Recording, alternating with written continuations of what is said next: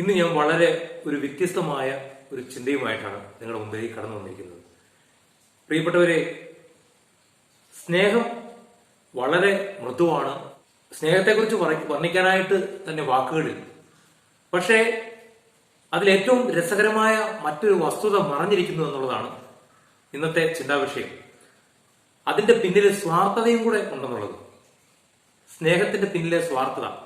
എനിക്ക് ആരെ സ്നേഹിക്കണം, ആരോട് കൂടുതൽ സ്നേഹം കാണിക്കണം എന്നുള്ള സ്വാർത്ഥത.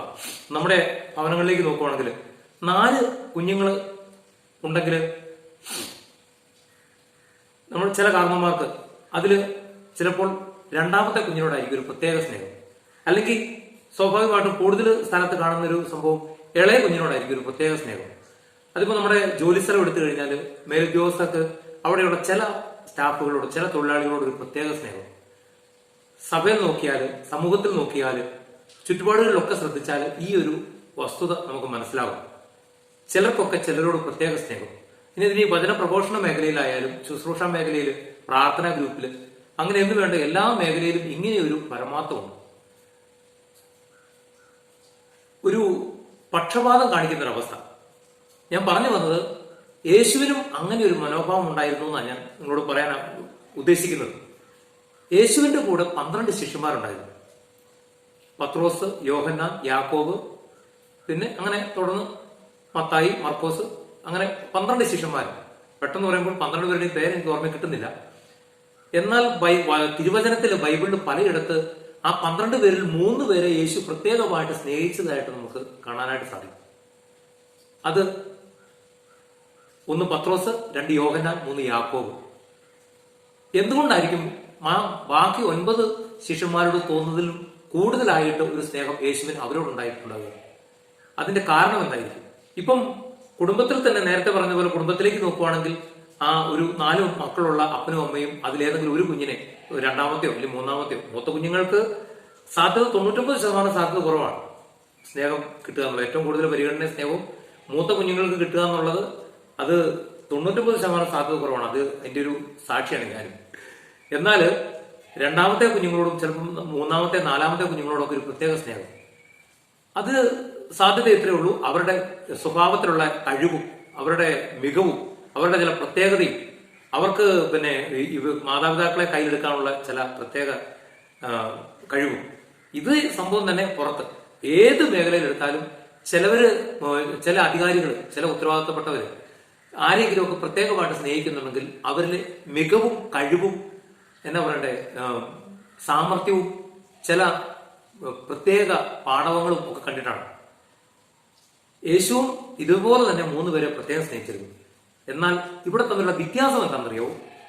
യേശുവിന്റെ സ്നേഹം എന്ന് പറഞ്ഞാൽ ആ 12 പേരിലെ ഏറ്റവും ബലഹീനരായിരുന്ന വ്യക്തി ഈ 3 പേരായിരുന്നു എന്നുള്ളതാണ്. പത്രോസിന്റെ ഒരു പ്രത്യേകത എന്ന് പറഞ്ഞാൽ ഞാനാണ് ഏറ്റവും മിടുക്കൻ, ഞാനാണ് ഏറ്റവും കേമെന്ന് വിചാരിച്ച് എവിടെ ചാടി കയറും എന്ന് ആൾ കളിക്കും. എന്നാൽ അവനൊരു പൊട്ടനായിരുന്നു എന്നുള്ളത് യേശുവിന് അറിയായിരുന്നു.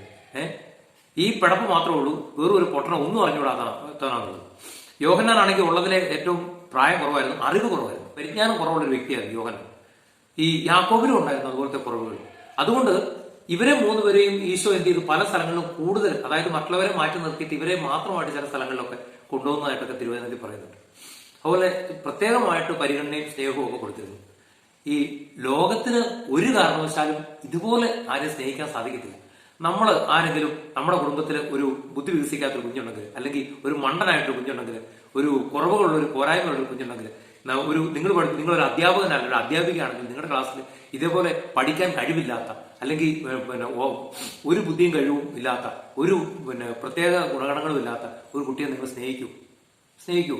നിങ്ങൾ ജോലി സ്ഥലത്ത് ഏറ്റവും ഉഴപ്പനായ ഒരു തൊഴിലാളിയെ നിങ്ങൾ സ്നേഹിക്കൂ. ഇതാണ് യേശുവിന്റെയും മനുഷ്യന്റെയും സ്നേഹത്തിൽ നിന്നുള്ള വ്യത്യാസം. പലപ്പോഴും പലരുടെയും സംശയം, എന്തുകൊണ്ടാണ് യേശു ആ 3 പേരെ പ്രത്യേകം സ്നേഹിച്ചിരിക്കുന്നതെന്ന് പലരും പറഞ്ഞൊക്കെ ഞാൻ കേട്ടിട്ടുണ്ട്. എന്നാൽ ഇതാണ് അതിന്റെ പരമാർത്ഥം. ആ 12 പേരിലെ ഏറ്റവും കഴിവ് കുറഞ്ഞ, ബലഹീനതകളുള്ള, പോരായ്മകളുള്ള 3 വ്യക്തികളായിരുന്നു പത്രോസും യാക്കോബും യോഹന്നാനും. പ്രിയപ്പെട്ടവരെ, ഇന്ന് ഞാനിത് പറയുമ്പോൾ ഇതിന്റെ ഹൈലൈറ്റിലേക്ക് വരട്ടെ.